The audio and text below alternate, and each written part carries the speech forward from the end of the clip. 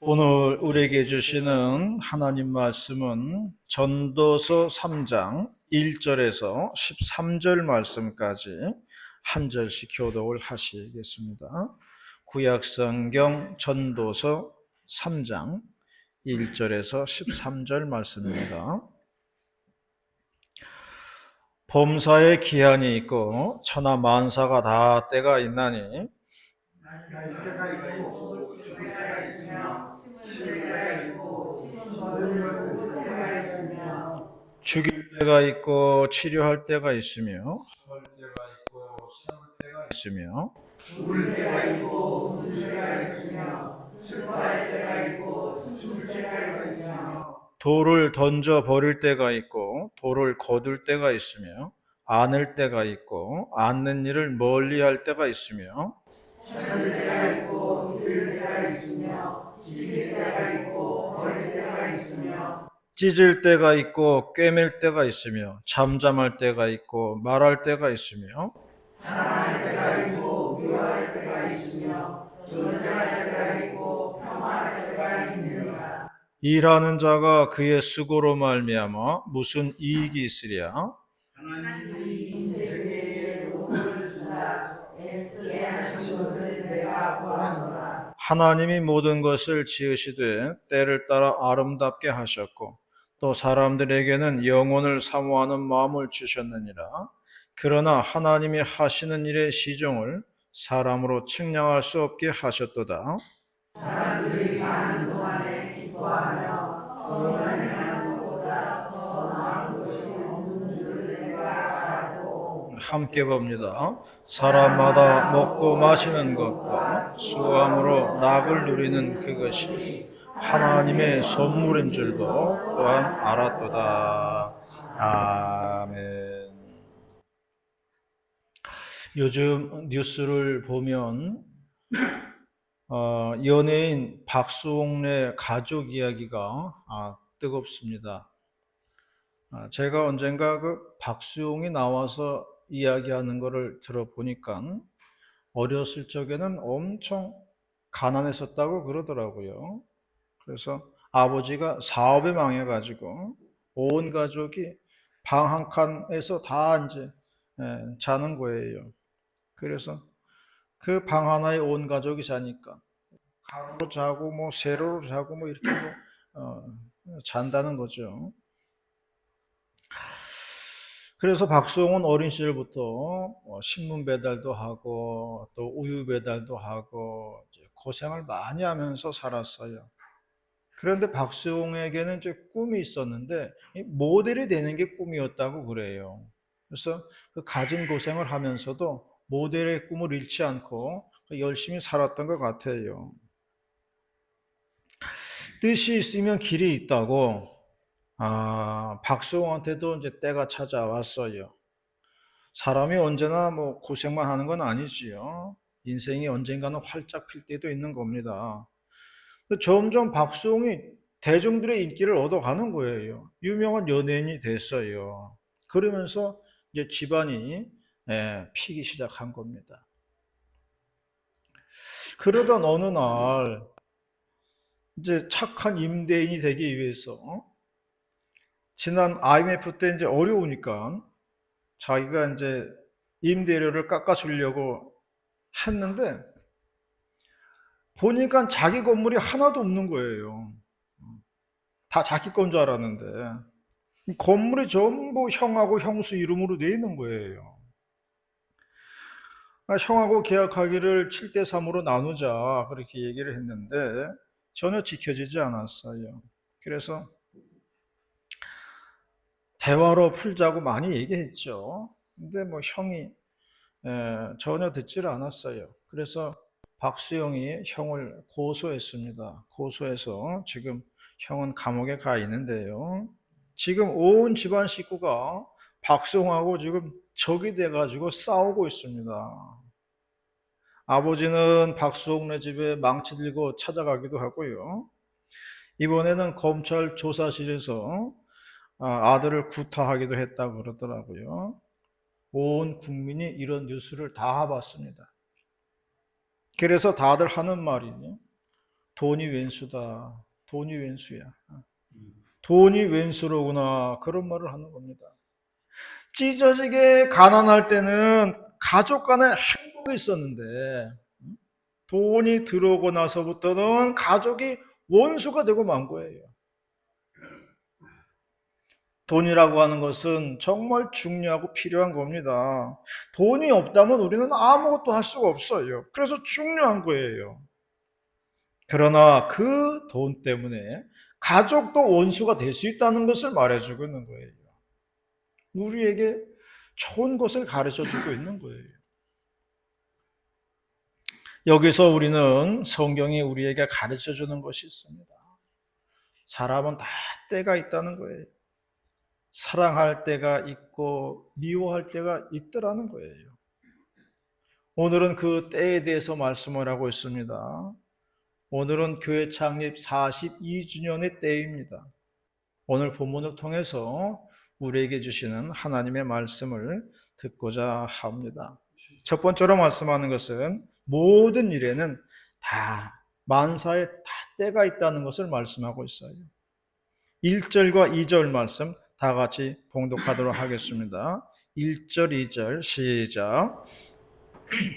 범사에 기한이 있고 천하만사가 다 때가 있나니 날 때가 있고 죽을 때가 있으며 심을 때가 있고 심을 볼 때가 있으며. 구구절절이 옳은 말씀입니다. 저도 5개월 전에 밭에다 비닐을 씌우고 고구마 순을 심었거든요. 어저께 마지막으로 그 고구마 다 캤습니다. 오늘 비가 온다 그래가지고 어저께 캐야 된다 그래가지고 했는데 정말 잘했어요. 아침부터 비가 내리더라고요. 근데 제가 캐 보는데 제가 예상했던 것보다는 소출이 잘 나오더라고요. 그래서 고구마 농사가 잘 됐구나 그렇게 생각을 했습니다. 들에 보면은 벼가 누렇게 익었어요. 불과 5달 전에 모내기들을 시작했는데 이제 벌써 벼가 익어가지고 고개를 숙이고 수확을 기다리고 있습니다. 심을 때가 있고 거둘 때가 있습니다. 그래서 천하만사에 다 때가 있고 시기가 있다는 것을 말해주고 있는 것이에요. 어느 목욕탕집 아들이 아버지에게 그렇게 말했다는 것이지요. 아버지, 요즘은 왜 이렇게 손님들이 없지요? 그랬더니 아버지 하는 말이 걱정 마라, 사람은 다 때가 있느니라 그렇게 말했다는 겁니다. 얼마 전에 그 유튜브로 제가 MBN 특종 세상이라는 프로를 봤어요. 거기에 보니까 연세가 이제 80 되신 할아버지가 나오더라고요. 그런데 이 할아버지가 남양주 어느 마을 그 입구에 진을 치고 30년 동안 거기에 있다는 거예요. 아예 주변에다 가재 도구까지 갖다 놓고 그렇게 아예 살림을 하고 있더라고요. 그래서 취재진이 궁금해가지고 그 할아버지를 취재를 했어요. 그랬더니 놀라운 사실을 발견했어요. 이분의 과거를 캐보니까 왕년에는 파출소 소장도 했고요. 새마을 금고 부이사장도 지냈었고요. 말년에는 택시회사 사장을 했었다고 그래요. 그런데 이제 사기를 당해가지고 전 재산을 다 날리고 그 자리에서 30년 동안 떠나지 않고 그렇게 있다 하는 그런 내용입니다. 그러므로 우리가 생각을 해야 됩니다. 성공할 때가 있으면요, 망할 때도 있어요. 이걸 항상 염두에 두고 살아야 되는 거예요. 그런데 문제는 사람은 교만한 존재이기 때문에 잘 나갈 때는 이런 생각을 못 합니다. 모든 것이 다 자기 발 아래에 있는 것처럼 보여요. 그러면 그때부터 인생이 내리막길을 걷게 되는 겁니다. 제가 자전거를 타보면요, 모든 길은 오르막과 내리막으로 되어 있어요. 평지는 없더라고요. 차를 타고 다니면 못 느껴요. 그런데 자전거를 타보면요, 모든 길은 오르막과 내리막으로 구성되어 있더라고요. 한창을 끙끙대고 페달 밟고 올라가잖아요. 올라가면 그 다음부터는 내리막길입니다. 발을 가만히 놔둬도 잘 굴러가요. 그래서 모든 길은 오르막과 내리막으로 구성되어 있다는 것입니다. 그러므로 우리는 언제나 이런 때가 있으면 저런 때도 있다는 것을 알아야 되는 거예요. 지금이 힘들고 어렵고 고난스러운 때라고 한다면은 이 다음에는 고생길이 끝나고 평안의 때가 온다는 것을 알아야 되는 겁니다. 고난 뒤에는 낙이 있는 거예요. 그리고 반대로 지금이 평안의 때라고 한다면은 언젠가는 어려운 때도 올 수 있다는 것을 예상하면서 대비하면서 살아야 된다는 겁니다. 이것이 지혜예요. 지혜라고 하는 것은 뭐 특별한 게 아닙니다. 오르막이 있으면 내리막이 있고 고난이 있으면 평안의 때가 있다는 것을 아는 게 지혜예요. 아침이 오면 저녁이 온다는 것, 저녁이 되면 또 아침이 온다는 것을 아는 게 지혜예요. 지혜가 뭐 특별하게 다른 게 아니에요. 심을 때가 있으면 거둘 때가 있다는 것을 아는 게 지혜더라는 거예요. 모든 것은 다 만사의 때가 있다는 것을 아는 것이 지혜입니다. 그러므로 우리는 염려하지 말아야 됩니다.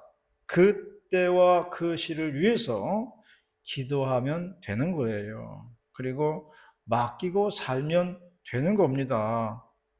이것만 알고 살아도요, 우리는 지혜로운 인생을 살고 있는 겁니다. 그러므로 지혜로운 삶을 사시는 저와 여러분이 다 되시기를 바라겠습니다. 두 번째로 말씀하는 것은요, 사람은 그 때와 그 시를 알지 못한다는 거예요. 11절 말씀을 다 같이 봉독하도록 하겠습니다. 11절 말씀입니다. 11절 시작. 시작. 하나님이 모든 것을 주시되 때를 따라 아름답게 하셨고 또 사람들에게는 영혼을 사모하는 마음을 주셨습니다. 그러나 하나님이 하시는 일의 지종을 사람으로 충실할 수 없게 하셨다. 아멘. 하나님의 하시는 일의 시종을 사람으로 측량할 수 없게 하셨다 말씀했습니다. 사람의 한계는 과거를 알고 현재를 아는데 미래를 모른다는 데 있어요. 이게 인간의 한계입니다. 그런데 하나님의 위대하심은 과거를 알고 현재를 알고 미래를 아신다는 겁니다. 그래서 사람은 당장 내일 일을 몰라요. 그래서 늘 이것이 사람을 불안하게 만드는 겁니다. 그런데 그러면 왜 하나님은 이렇게 내일 일을 모르게 하셨느냐? 그 이유가 나와 있어요. 12절과 13절에 그 이유를 말해주고 있는 겁니다. 12절과 13절 말씀을 다 같이 봉독하도록 하겠습니다. 12절, 13절 시작. 사람들이 사는 동안에 기뻐하며 소리하는 것보다 더 나은 것이 없는 줄을 알았고 사람마다 먹고 마시는 것과 소망하고 약을 누리는 것이 하나님의 선물인 줄도 알았다. 아멘. 하나님께서 사람에게 그 때와 그 시를 모르게 하신 이유는 주어진 나의 삶을 충실하게 살라고 하셨다는 거예요. 그게 이유입니다.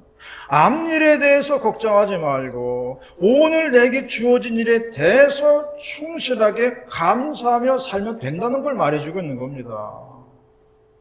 사람이 극심한 고통에 빠지면요, 아침에 눈 뜨는 것도 감사하게 되는 겁니다. 오늘 하루라는 시간이 있다는 것에 감사하게 되는 겁니다. 고속도로 휴게소의 어느 화장실에 갔더니만 벽에 그런 글귀가 쓰여져 있더라고요. 오늘은 어느 누군가의 그렇게 살고 싶어한 하루다. 그렇게 써져 있어요. 인생의 종말을 앞둔 사람들에게는요, 하루라도 더 살고 싶어 하는데 그 날을 지금 내가 살고 있다는 거죠. 그러므로 오늘 하루가 감사한 겁니다. 누군가는 그렇게 살려고 애쓰는 그 날을 지금 내가 살고 있다는 것, 감사하다는 겁니다. 그래서 우리가 이 하루를 감사하면서 살 수가 있다는 겁니다. 그러므로 하나님께서 우리로 하여금 그 때와 그 시를 모르게 하신 이유는 주어진 나의 삶의 성실을 다하고 감사하며 살라고 하신 하나님의 뜻이 거기에 있는 겁니다. 옛날 어느 고을에 신앙심이 돈독한 성주가 살았어요. 어느 날 지나가는 거지가 이 집에 들러가지고 먹을 것을 좀 달라고 했습니다. 성주는 이 거지를 극진하게 대접을 했어요. 배부르게 먹은 거지는 감사 인사 한마디도 안 하고, 그냥 이쑤시개로 이빨을 쑤시면서 그냥 걸어 나가는 것이었어요. 이 광경을 지켜본 하인들이 막 화를 냈습니다. 아니, 이런 천하의 은혜를 모르는 놈이 있나? 아니, 이렇게 배부르게 먹었으면은 감사할 줄 알아야지. 그러면서 화를 내더라는 거예요. 그러자 성주가 말을 했습니다. 그대들도 저 거지와 다를 바가 없네. 하나님은 우리에게 이렇게 모든 것을 누리며 살게 해주셨는데 어찌 감사하는 하인이 한 명도 없냐?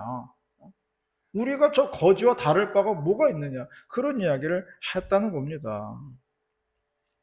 우리가 우리 인생에서 감사가 없다면 우리는 지나가는 거지와 다를 바가 없습니다. 그러므로 우리는 우리 인생에 대해서 감사하면서 하루하루를 살아야 할 줄로 믿습니다. 그것이 하나님의 뜻이라는 거예요. 새벽에 말씀을 보는데 그런 말씀이 나와요. 이스라엘하고 블레셋하고 전쟁을 하는데 법궤를 빼앗겼어요. 하나님의 법궤를 빼앗긴 거예요. 그래서 블레셋 사람들이 법궤를 어디 둘까 하다가 다곤 신전, 자기들의 신전에다 갖다 놨어요. 아침에 일어나 보니까 다곤 신상이 넘어져가지고 다 박살이 난 겁니다.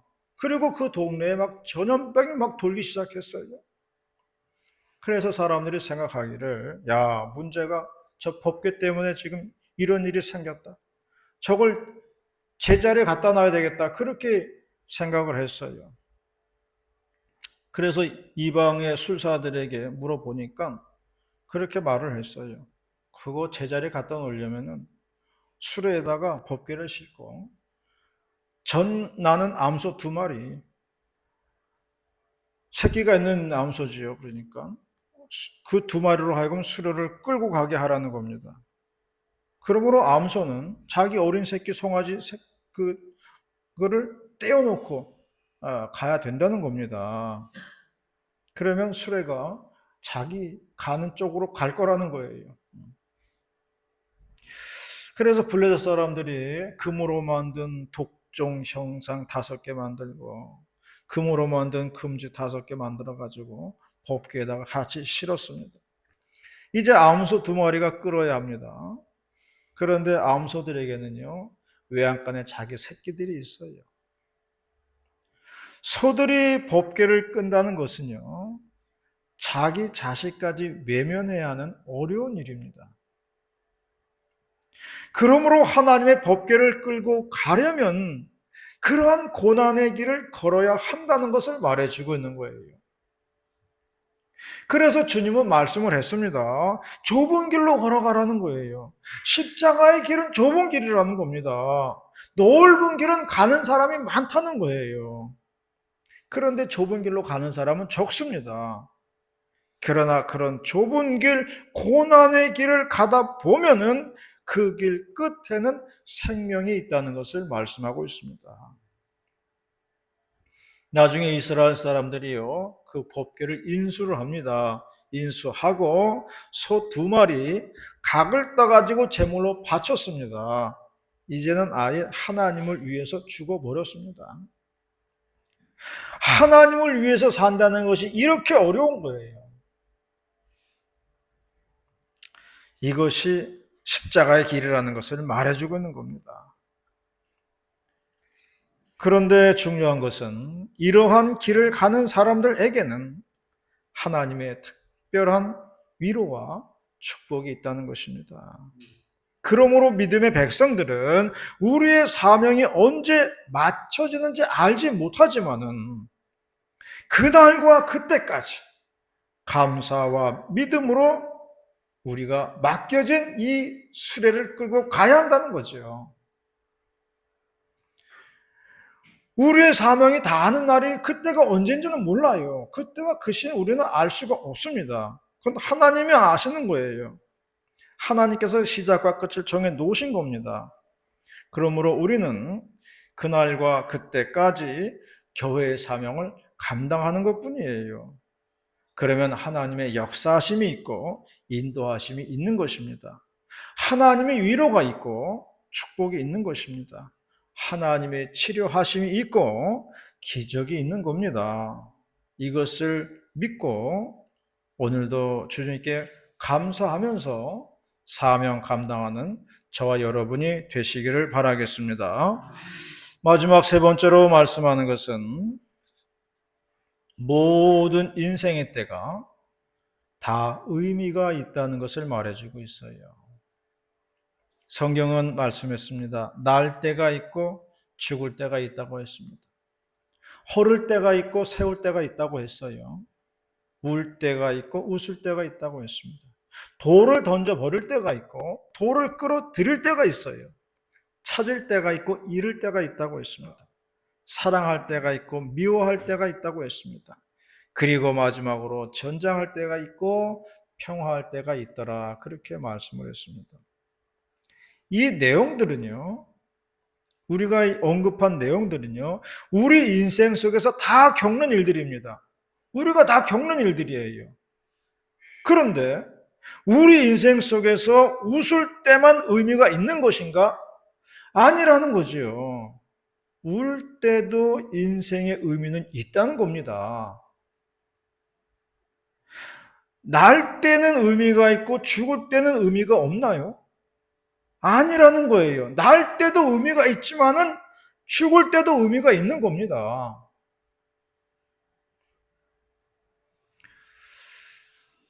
찾을 때만 인생의 의미가 있겠습니까?